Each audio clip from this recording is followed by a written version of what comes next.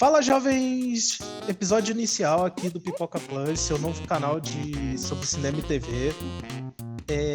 Nosso episódio inicial aqui, eu sou o Vitor e comigo hoje está o Fábio. Beleza, pessoal? Hoje todo episódio, né? Provavelmente. Vamos fazer 4 análises de uma vez só, né? Material rico para um primeiro episódio. Vamos falar um pouquinho de What If, né? Que é a série do momento aí da Marvel. Como o Fábio falou, tá com 4 episódios. E vamos comentar um pouquinho separado de cada episódio. Muitas referências, muita nostalgia. Então bora logo começar pelo primeiro? Vamos, só para deixar claro que, contextualizar, né? Hoje é dia 4 de setembro, né, de 2021, né? Então, no momento, estão disponíveis 4 episódios, né, do What If, né? Para fazer uma análise de 4 episódios, é melhor do que fazer um por cada, né? E daqui para frente, de repente, a gente faz por episódio. É o que o Vitor manda. Aqui é assim, Pipoca Plus, o patrão é o Vitor Morgado. Eu e o Luan, futuramente, só vamos aí seguir as regras. Inclusive o dono da edição. Se der ruim, é o Vitor que faz. Então tá certo. Então vamos começar pelo primeiro, né? O mais nostálgico. Sim. Até agora. Primeiro episódio, né? Focado no Capitão América, o primeiro Vingador. Muitas referências ali. E tipo, assim, a gosto pessoal, foi o que eu mais gostei, assim, até agora. Não, eu com certeza não. Mas continue sua análise. Não, então, o primeiro episódio foi focado lá na Segunda Guerra, né?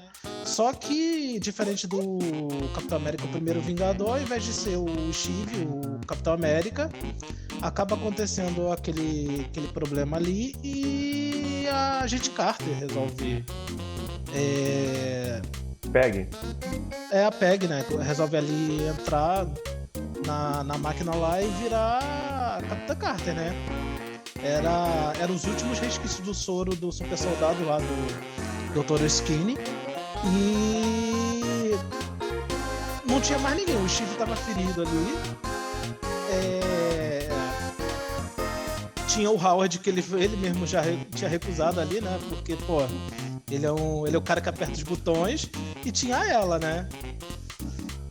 E então, assim, aquela olhadinha da Agente Carter pro Howard ali, tipo, vamos fazer isso, que se dane o cara ali o general ali falando pra não ser ela. Eu acho que é interessante porque é uma época que, tipo, as mulheres não tinham voz nenhuma, né?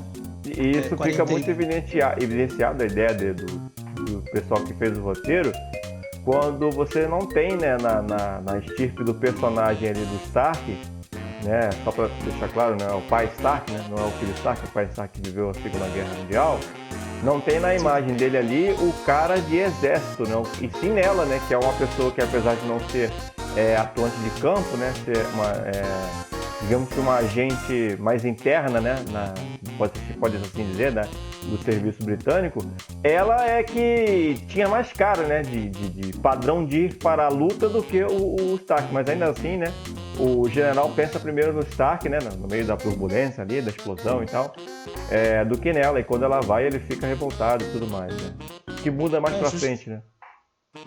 Justamente ele não aceita, nem quando ela virou a super soldado ali, ele não aceitou ela. Ele começou a querer que fizessem testes nela para poder desenvolver um novo soro do super soldado. E principalmente naquela frase que ele fala, né? Mulheres não vão pro campo de batalha, podem quebrar uma unha. Sim. Bem machista. Então, né? E ela começa a agir pelas costas ali do comando ali daquele general ali, que eu nem lembro se ele tá nos filmes, eu acho que não. É o do Tommy Lee Jones. Só que não. Não é não? Não, do Tommy Lee Jones ele morre com um tiro logo Quando Não, aquele cara lá, ele invade. Não. Você pode ver, você vai conferir. Olha lá, hein? Você pode conferir, tanto Ele é que morre depois mais pra frente. Aliás, eu acho que ele nem morre no filme. Não, então, depois da explosão, já começou o debate. Já começou ruim, já, viu? Liga o IMDB, bem. Vai, IMDB aí agora, vai. Então, quando tem a explosão ali, que morre em geral, inclusive o Dr. Skinner, né, que é o Stanley Tucci, ele morre mais rápido do que no filme, né? No primeiro Vingador, né? O personagem, o general que era pra ser o Tommy Lee Jones, ele leva um tiro, tanto é que ela grita, não, na hora. Aquele é outro cara que tava em outro lugar, que ele não foi afetado pela explosão. É um outro general, alguma coisa. Olha, eu tenho quase certeza, mas eu não vou dar 100% não. Vamos lá. A gente sempre fica com o celular perto, né? Então, né? Pode conferir. Mas vamos lá, continue comentando enquanto que eu vou fazer aqui a análise aqui pra saber se era o mesmo personagem do Tommy Lee Jones ou não. Até porque o personagem do Tommy Lee Jones, ele era assim... Ele era meio cabeça dura, mas entre os generais ali do exército daquela época, talvez ele fosse um dos mais mente aberta, né? Sim, Mas assim, o What If é o What If, né? Ele pode mudar perfeitamente a característica do personagem por alguma coisa, alguma situação que foi diferente e tal. Como essa barba aqui, que provavelmente no próximo episódio vai sair, porque eu não gosto de barba. Entendeu? Então, esse é o What If, deu errado. Mas pode conferir aí, eu tenho quase certeza. Mas só continuando, né? Aí ela mesma resolve agir pelas costas ali do alto comando do exército americano, né? Dos aliados, e ela vai pro campo de batalha pra recuperar o Tesseract, né? Ela era a única que podia ali, porque quem ia impedir a Hydra naquela época? Exatamente. Assim, com capacidade de batalha, né? Era a única pessoa ali. Talvez o problema não fosse tanto ela ser mulher, até acho que a ideia que cabe na nossa BCS, sim, ela não ser norte-americana, né? Ela ser britânica, que foi exatamente o nome que o pessoal deu, né? De Capitão... Quer dizer, não deu, né? Eles colocaram como Capitã Carter, mas a ideia que muitos tinham que seria a Capitã Britânia, que foi um personagem dos quadrinhos, que era um homem, né? Que usou o manto de Capitão Britânia.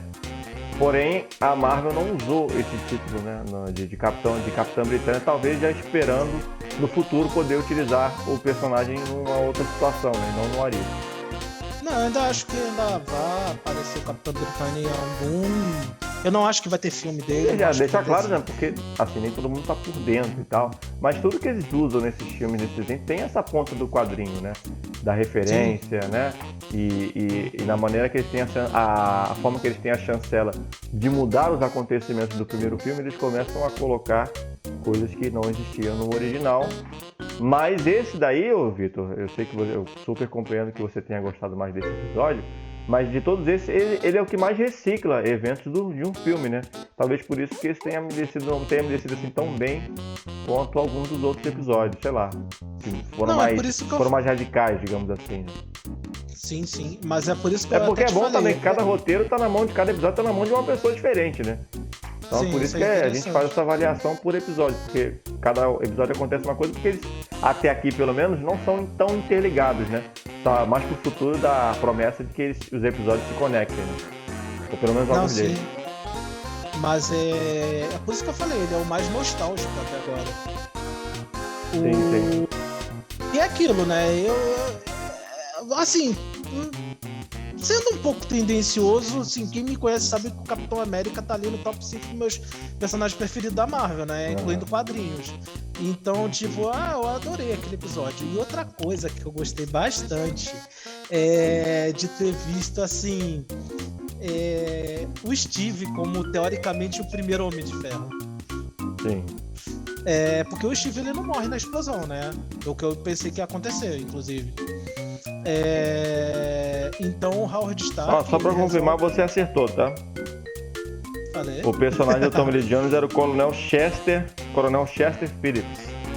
Esse personagem que aparece bastante, aqui não é nem nomeado no filme do Capitão América entre os principais, não. Eu não tô nem encontrando esse personagem, inclusive. Que aparece no Arif é o Coronel Flynn, não o Coronel Chester. São dois coronéis diferentes. Mas esse Coronel Flynn não está acreditado, pelo menos aqui no que eu estou vendo, os principais, pelo menos, de Capitão América, o primeiro Vingador de 2011, né? Talvez tenha sido um personagem que só apareceu no Arif. Posso estar aqui errando, né? Mas admito que eu pensava realmente confundir os coronéis aí. Ou ele só apareceu como um coadjuvante lá em Primeiro Vingador. Talvez, eu não me lembro. Tanto que eu tô chamando ele de general e nem era general, né? Era coronel, nem sei. A respeito a patente. Então. Ô, Vitor, posso falar só uma coisa assim, só pra gente estar falando muita coisa boa, eu queria só falar o único traço que não só eu, mas muitas pessoas se sentiram incomodadas, né? Porque a arte é muito bem feita, né? A animação é muito bacana, lembrou muito os games da Telltale, né? Que já tinham feito inclusive um game de Guardiões da Galáxia, muito similar a essa arte, né? Com essa textura que parece um desenho 2D e 3D, né? Meio diferentona, assim, né? Até por ser a primeira, talvez única, né? Série animada da Marvel Studios. Não sei, pode ser que venha a ter outros, né? Mas a princípio essa é a primeira. Digo cânone, né? Que óbvio que a animação da Marvel é o que mais tem no planeta. Digo cânone dos filmes, cânone do MCU. Até porque, por exemplo, comparando com outra série enorme, que é Star Wars, tem um monte de animação. Sim, tem um monte, né? Mas assim, a única coisa que o pessoal acho que percebia assim, pelo feedback é a dublagem original, né? Porque nós temos ali muitos dos atores dos filmes interpretando os mesmos personagens, só que numa animação. E contrasta muito, né? Porque a gente tem bons atores que meio que definhando ali na hora de passar a sua voz para uma animação, que é plenamente normal, né? Tem muitos atores que realmente não são feitos para dublar, né, Vitor? Você que conhece bem esse ramo da dublagem aí e tudo mais, sabe bem que nem todo ator bom é um bom dublador, né? E assim como nem todo bom dublador é um bom ator, isso faz parte, né? E muito foi criticado o trabalho, principalmente nesse primeiro episódio da Hayley Atwell, né? Que é a atriz que faz a Peggy, que faz a Agente Carter, que parece que a dublagem dela, as emoções da voz, não tá condizendo muito. Aliás, não só o dela, como de outros também, o Sebastian Stan, enfim. Não foi o Chris Evans que fez a voz do Steve, né? Foi outro dublador, agora não vou conseguir lembrar o nome. Assim como o Caveira Vermelha foi o do mesmo dos últimos filmes e não o original, né, que era o Hugo Weaving, foi o ator que fez o Caveira Vermelha nos últimos 2 filmes dos Vingadores. Então, eu percebi uma crítica assim, muito forte e que faz pleno sentido do trabalho de voz, né, que parece uma coisa mal feita, assim, não parece uma animação, né, parece eles tentando recriar muito a voz dos personagens dos filmes, né? Tem um trabalho de chamar vários dos atores do cast, né? Da Marvel Studios.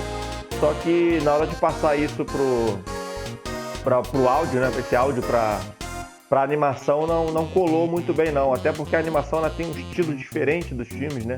Ela é mais dinâmica, né? É normal, o desenho é diferente de live action, claro. Mas o pessoal não ficou muito feliz com o resultado, não, e incomodou bastante gente, inclusive. Eu já não posso falar tanto sobre isso, não posso dublado.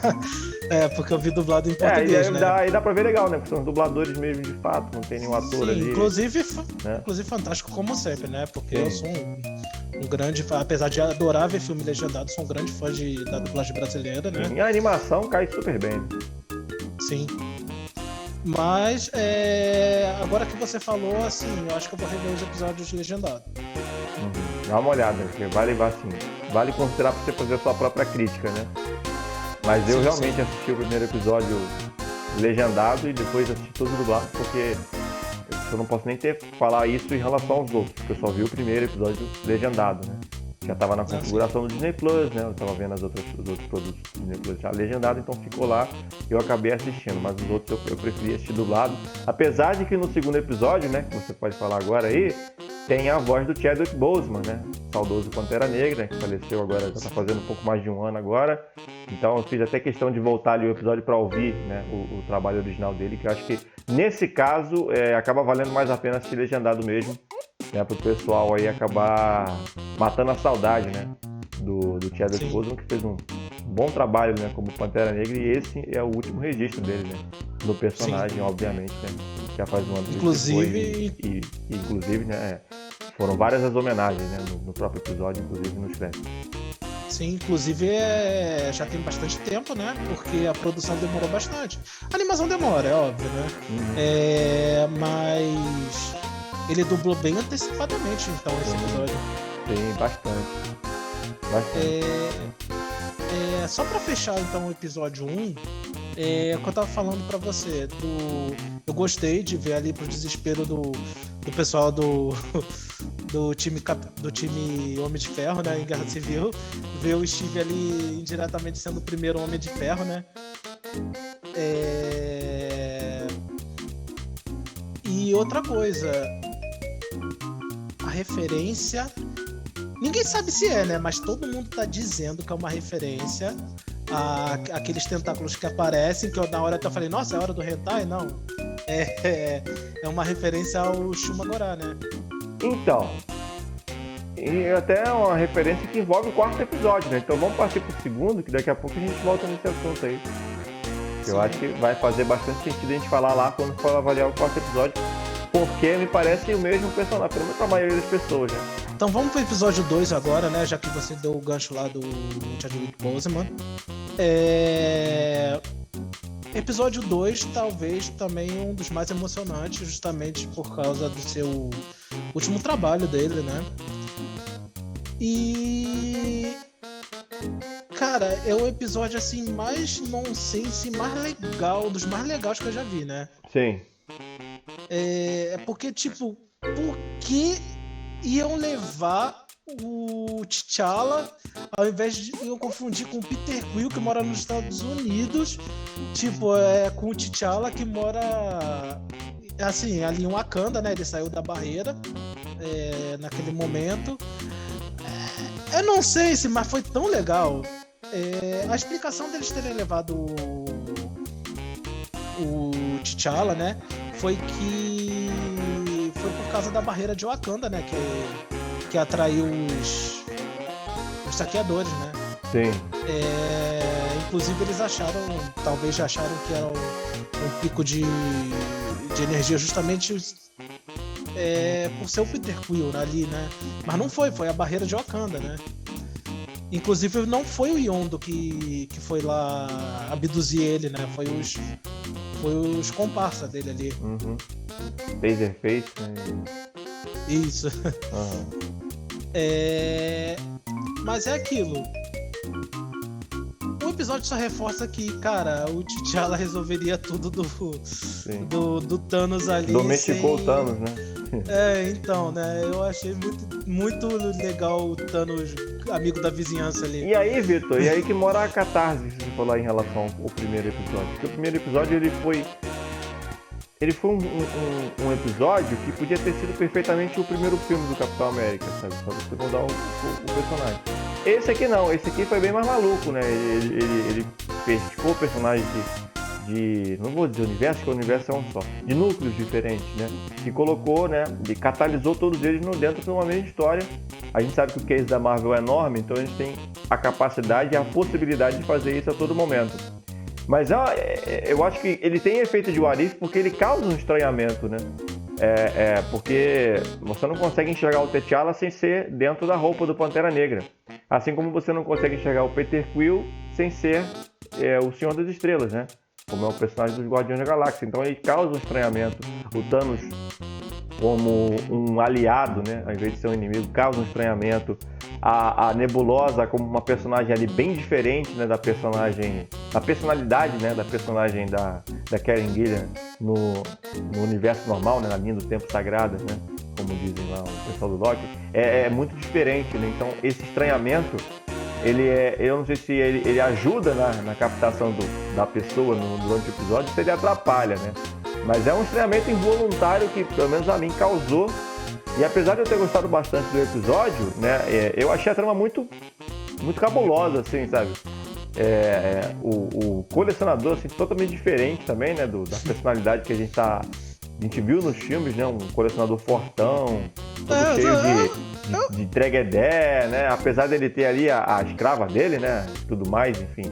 Aquela coisa toda que o colecionador do filme do Guardiões da Galáxia tinha.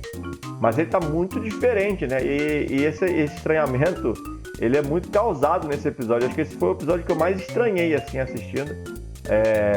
Apesar de eu até ter gostado, assim. Foi uma historinha legal, mas foi tão esquisita que...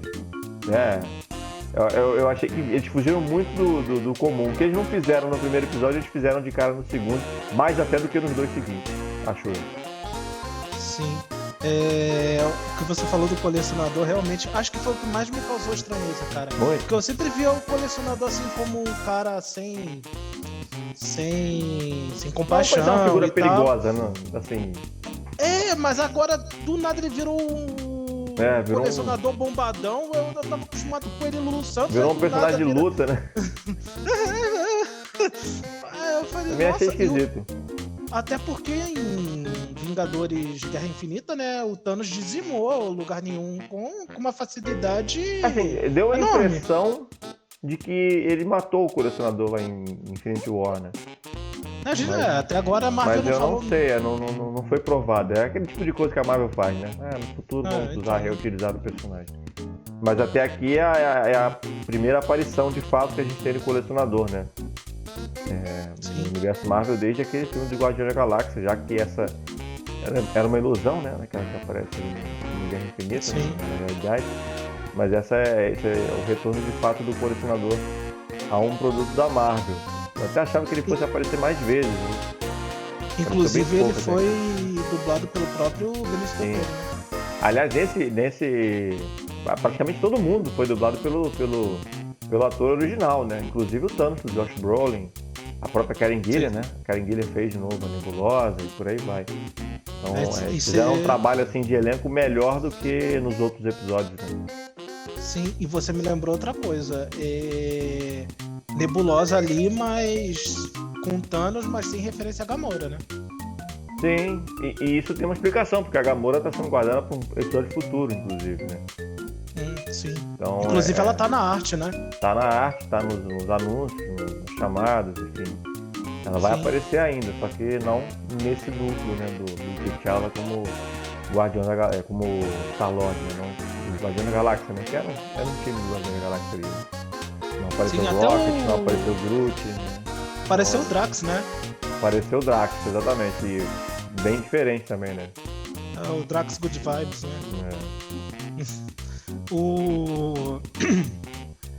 Agora, inclusive, né, eu achei que naquele final ali o Thanos ia se sacrificar, né, pra ajudar o pessoal ali, mas a própria Nebulosa salva ele, né? Sim, e ao final, né, o retorno dele, né? O retorno do T'Challa à Terra, né, a Wakanda, e como se fosse uma convenção de todo mundo junto e tal, né? Enfim, eu gostei do episódio, mas achei os dois seguintes bem melhores. Acho que os dois seguintes, eles de fato me trouxeram pra série, sabe? Eu acho que em nível de interesse, esse episódio dos dois, ele marca muito mais pela presença do T'Challa, mas como a gente vai ter mais do T'Challa pela frente, né?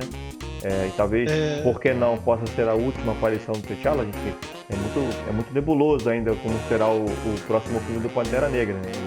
O Wakanda Forever. Mas que já está em gravação, mas a gente não tem informação nenhuma. Sim, como já disse aqui, que foi o último trabalho do Chadwick Boseman, né?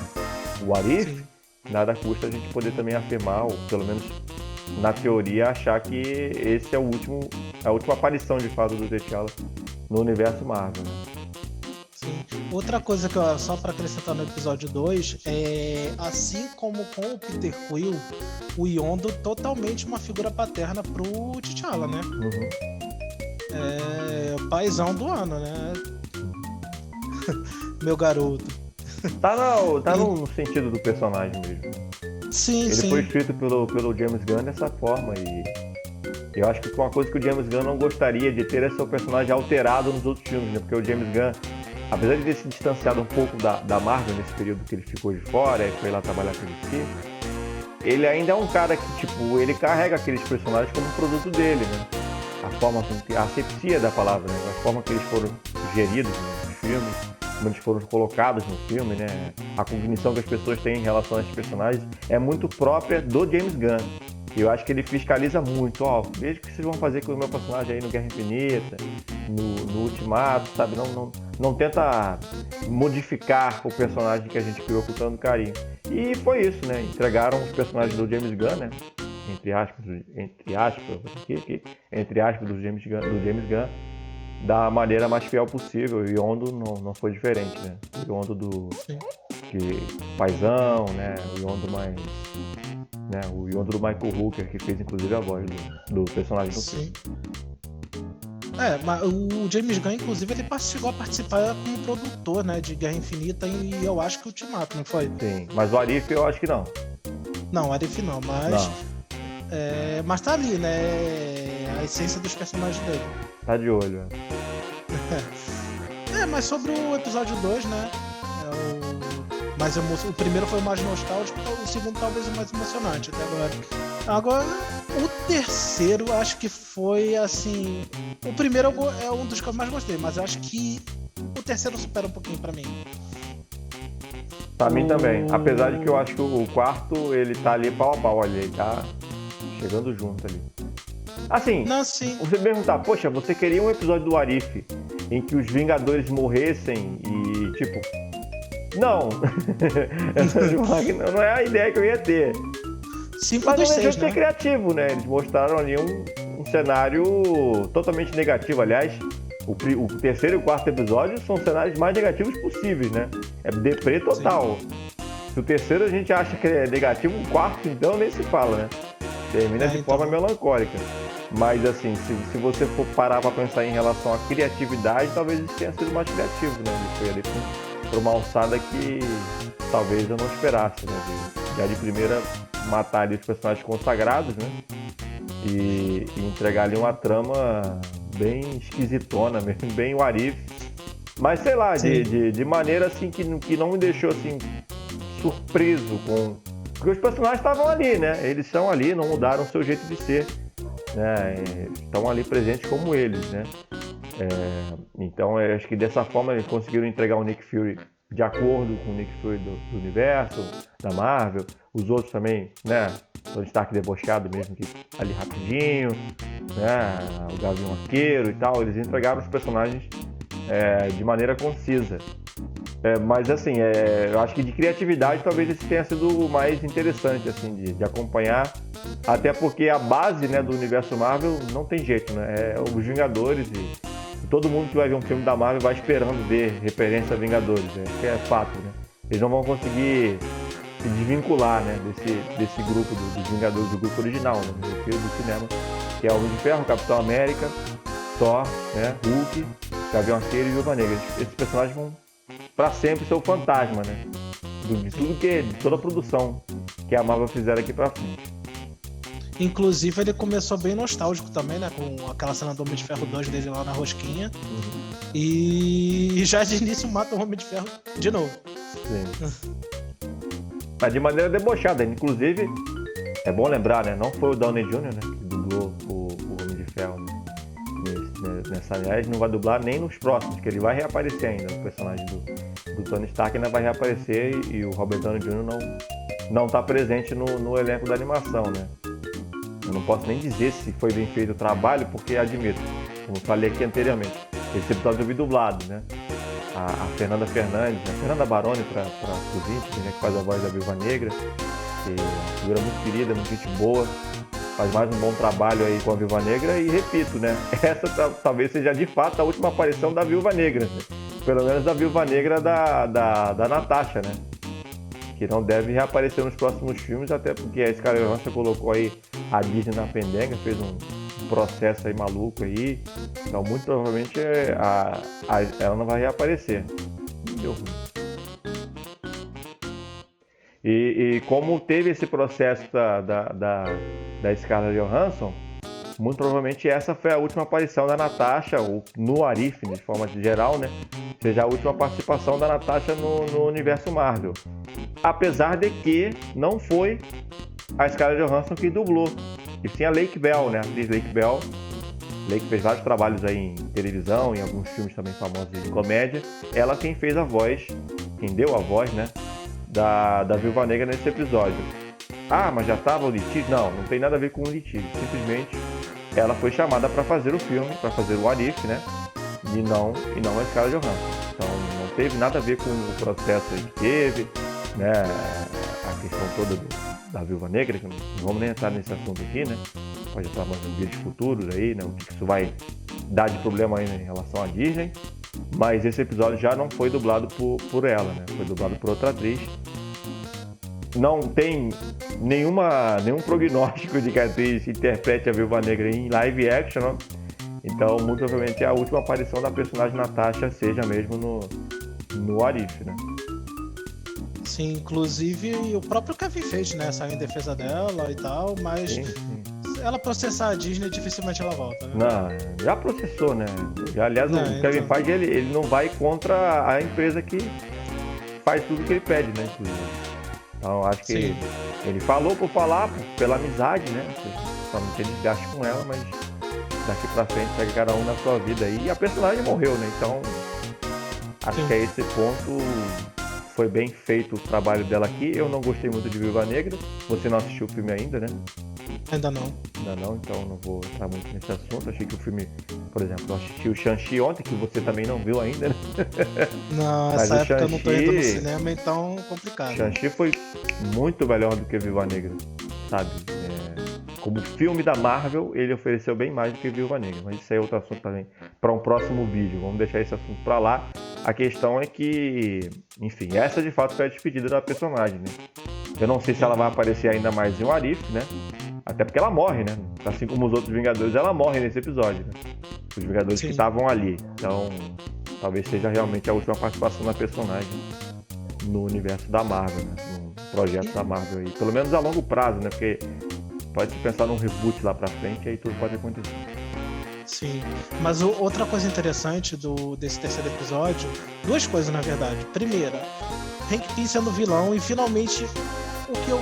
Não foi do jeito que eu esperava, né? Mas eu sempre quis ver o Hank Pym no UCM como Jaqueta Amarela, né? Uhum. Que é a contraparte maligna, né, dos quadrinhos, né? Não, ele já teve vários nomes nos quadrinhos. Inclusive ele é nos últimos anos, assim, pelo menos dos últimos quadrinhos que ele era o Jaqueta Amarela, né? Inclusive, ele teve várias versões, né, o Hank Pym, né? Ele foi o Homem-Formiga, foi o Golias, ele foi o Jaqueta Amarela, então ele tem várias contrapartes, o Gigante, né? Golias não, o Gigante, né? Então ele tem várias... Eu acho que o Golias ele foi também, mas eu tô... Foi também, né? Eu acho, isso aí eu não vou botar a mão no fogo não, mas... enfim, ele teve várias antíteses, né, de Homem-Formiga nos quadrinhos, sendo ele próprio, né? Porque o pessoal fala, mas essa versão do Michael Douglas aí, ela tá muito tranquilona, nos quadrinhos ele é muito mais hardcore, né? Então eles fizeram isso, né? Na voz do Michael Douglas, inclusive, né? Ele dublou o personagem no episódio, né? Então eles quiseram fazer um agrado pro famoso fanservice, né? O Hank Pym FDP apareceu no What If, né? E curiosamente, em virtude de uma missão que deu errado com a Hope, né? Sendo que no universo, na linha do tempo sagrada, como agora a gente tem que chamar, né? A Hope nunca foi agente da SHIELD, né? Ela sempre foi uma profissional da empresa, né? Do próprio pai, né? Sim. Nunca teve nenhum envolvimento com o SHIELD, mas nesse universo do What If, né? As coisas aconteceram de maneira diferente e não só a Hope, como a própria Janet, né? Morreram, desapareceram, faleceram em virtude de algum projeto da SHIELD. No universo comum, né? Era uma missão da SHIELD que a Janet, né? Ela some e vai pro reino quântico, né? E reapareceu agora na personagem da nossa maravilhosa Michelle Pfeiffer. Mas no universo do desenho, a Hope também falece, morre, em virtude de uma missão em Odessa, né? Que no universo, na linha do tempo sagrada, quem teve essa missão foi a Viúva Negra, né? Que saiu ferida, inclusive, num combate com o Soldado Invernal. Enfim, coisas de What If, né? Eles mudaram bastante ali no terreno, mexendo bastante. É eu que falo, mais uma vez, vou fazer a comparação com o primeiro episódio. Esse aqui chacoalha muito mais, né? As coisas do que o primeiro episódio fez, né? Sim. também falando sobre a Janet, dá a entender de que ela não morreu naquela missão lá que ela foi parar no Reino Quântico, ela morreu assim em campo também, né? Sim, é porque ela parece com o nome, né, Eu não sei, é relativo, né? Porque a Janet pode ter sido dada como morta de qualquer forma, né? Porque ninguém sabia como acessar o Reino Quântico, então é meio como se fosse a mesma coisa, né? Sim, e com o Hank Pym ali, louco da vida, mesmo que ela esteja no Reino Quântico, ela não vai sair de lá, né? E só outra coisa, esse episódio ele é baseado num quadrinho, né? Sendo que assim, nos quadrinhos, o Hank Pym tal, tem a reviravolta ali, ele volta a ser um personagem do bem, assim, entre aspas. Nesse episódio do Arif, não, ele simplesmente ficou doidão ali, foi derrotado e acabou, né? Ele não tem a redenção dele. Sim, verdade. Ele termina como o bandido, né? Inclusive é levado pra Asgard como tal, né? E aí no final do episódio o Loki, né? Novamente Tom Hiddleston, tem feito bastante coisa na Marvel ultimamente. Até um curto dos Simpsons ele participou interpretando o próprio Loki, né? Um curto exclusivo do Disney Plus. Mais uma vez fazendo um bom trabalho aí na dublagem do personagem no Arif, aparece ali fazendo o que ele queria ter feito no filme dos Vingadores, mas não conseguiu, justamente porque existiam os Vingadores, né? Nesse contexto aqui, sem os Vingadores, sem nem sequer o irmão dele, né? Ele não conseguiu ser parado e de fato acabou meio que dominando a Terra ali de uma maneira política, bem Loki, né? Mas conseguiu ali o seu poder que ele desejava, né? Midgard. Inclusive referência ali a ser ao Loki presidente, né? Isso, que inclusive ele apareceu na Loki, série do Loki, né? Uhum. Mas aquele discurso ali no final ali, tipo, eu sou Salvador, seu Salvador chegou. Bem parecido com a cena, né, de Vingadores, que eles todos se ajoelham e tal, menos aqueles senhorzinhos, né? Tem todo aquele discurso, enfim. A cena é bem semelhante, né? Só que ali aconteceu do jeito errado, digamos assim. Assim como no quarto episódio, né, Vitor? Vamos passar pro quarto episódio. O quarto episódio tem bastante coisa pra falar. Sim, vamos pro quarto. Que é o mais dark até agora, né? Mais assim, melancólico de fato, né? Porque o episódio termina de maneira brutal, assim, Eu vejo muitas pessoas falando que não termina ali, né? Que esse final ele ainda vai ter uma continuidade nos episódios futuros.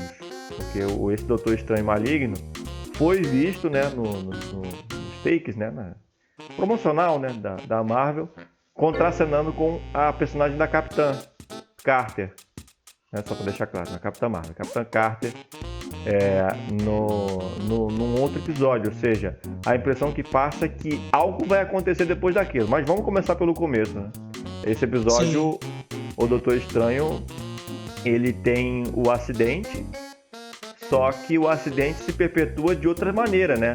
Diferente do filme, né, onde ele se apronta para ir para aquela festa sem a Christine, né? O dueto amoroso, né, do personagem, né, que é a enfermeira dele, interpretada pela Rachel McAdams, né, que o pessoal lembra muito pela Regina George. O pessoal acha que ela nunca cresce, né, a Rachel McAdams, mas ela é a Christine, né? E aqui mas ela no CM ela é médica, não é? Você falou enfermeira? Ela é médica, mas ela é meio que enfermeira também nele, né? Ela tá sempre ajudando, é como se fosse um segundo assistente, né? Ah, sim. Então, é mais ou menos assim. Ela é médica também, mas ela trabalha como assistente dele. Enfermeira, né? Do mesmo jeito. Porque a personagem, a contraparte dos quadrinhos, é uma enfermeira de fato, né? Mas no filme do Doutor Estranho, passa a impressão de que ela é uma médica que tá sempre junto com ele, como cirurgiã também. Mas ela é mais uma assistente, enfim. É a contraparte amorosa, né? Apesar do Doutor Estranho, né? Gostar dela, ela não gosta tanto, ele não gosta tanto dela quanto ela gosta dele, né? E aquela arrogância dele, né? Se achar maior do que os outros, não deixa que ele de fato, né, possa revelar o quanto ela gosta dela, o quanto ele gosta dela. No filme acontece diferente. Ela prefere não ir para não dividir espaço com o ego dele, né? Então ele vai àquele evento sozinho E no que ele vai sozinho, ele acaba sofrendo um acidente, que faz ele perder os movimentos das mãos, aquela coisa toda, que faz, né, que vira ali o motivo dele ir buscar o Camartage, né, onde ele encontra a anciã, encontra o morto, enfim, o Wong. Aliás, o Wong tá em voga, né, o Wong tá aparecendo em tudo aí, mas deixa pra lá. Então. Quando você vê Shang-Chi, a gente fala mais. Mas a gente já sabia, né, pelo trailer. Pelo trailer, né. Mas nesse episódio do Arif, né, tudo acontece errado, né? Assim como o episódio anterior, fica ali colocado que o destino da Christine é morrer naquela noite, né? E ele tenta de várias formas evitar, né?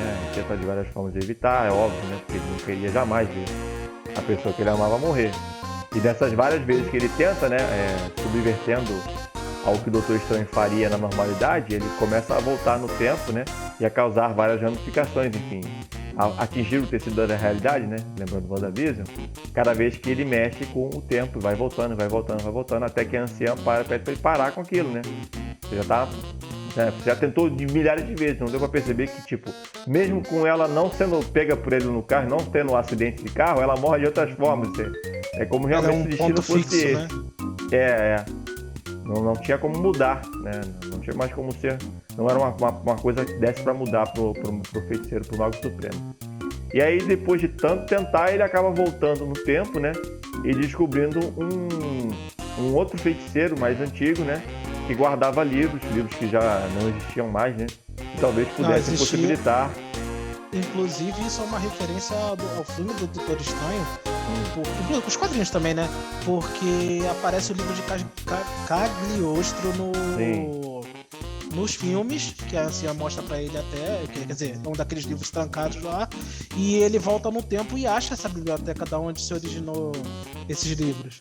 Isso, mas aí fica a curiosidade, né? Porque de tanto ele buscar cavucar, ele acabou absorvendo, né, tudo que tem de pior, as piores espécies, né, de criaturas do sobrenatural ali que poderia absorver para conseguir atingir o poder suficiente de fazer com que aquele período, né, da Christine morta fosse modificado. Só que no que ele consegue ter todo esse poder, inclusive acaba encarando o próprio Doutor Estranho que não teve a ideia de voltar no tempo, né? O Doutor Estranho acaba dividindo a mesma realidade com essas duas vertentes, com essas duas versões dele.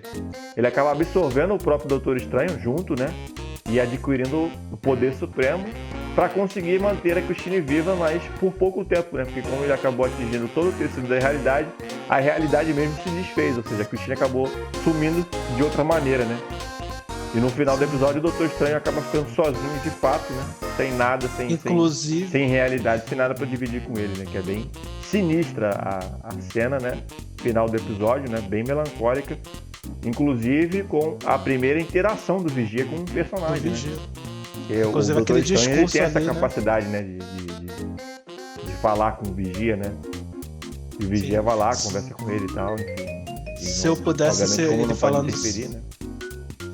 Ele falando, se eu pudesse punir você, eu puniria, mas eu não posso interferir, né? Uma coisa interessante desse episódio é que, mais uma vez, a anciã mostrando todo o seu poder. Só pra deixar claro, Vitor, só antes de você falar, porque a gente tá falando de Warif o tempo todo, e a gente esqueceu do Vigia, né?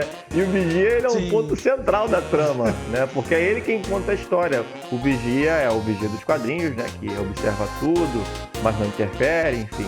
E o Arif dos quadrinhos é muito centrado exatamente nele, contando as histórias que poderiam acontecer com os personagens queridos da galera. Nesse episódio, o Vigia, diferente dos outros, que ele apenas narra, ele conversa de fato com um personagem que está, né, dentro da trama, que é o Doutor Estranho. Pode falar agora. Inclusive o próprio Doutor Estranho, mesmo deles interagirem com o outro, ele sente lá na biblioteca. Vigia... Ele tem essa capacidade, né, de conversar, né, com seres assim mais astrofísicos, digamos assim. Então, né? Mas só o que eu ia falar, complementando, é que, mais uma vez, a anciã mostrando seu grande poder, né? Como a Maga Suprema da Terra e com a idade que ela tem, né? Ela absorvendo a energia na dimensão negra para poder dividir ali o Doutor Estranho em dois, né? Porque ela sabia que só quem poderia derrotar o Doutor Estranho era o próprio Doutor Estranho, o que acaba não acontecendo. Deu tão errado que nem ele conseguiu derrotar, né? Inclusive foi absorvido, né? Acabou sendo mais uma vítima. Doutor Estranho do Mal.